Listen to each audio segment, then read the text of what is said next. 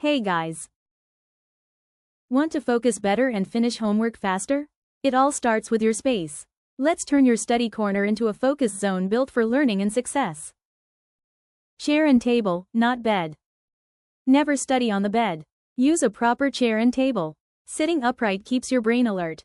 Good posture helps you concentrate better. Use warm lighting. Avoid harsh white lights. They tire your eyes and cause headaches.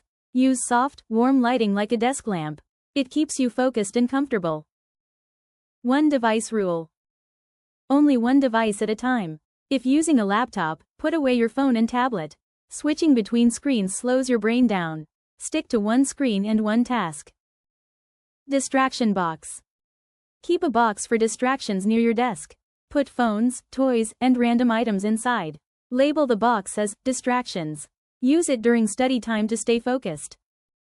Like, share, and subscribe for more smart study tips and fun eye-powered habits.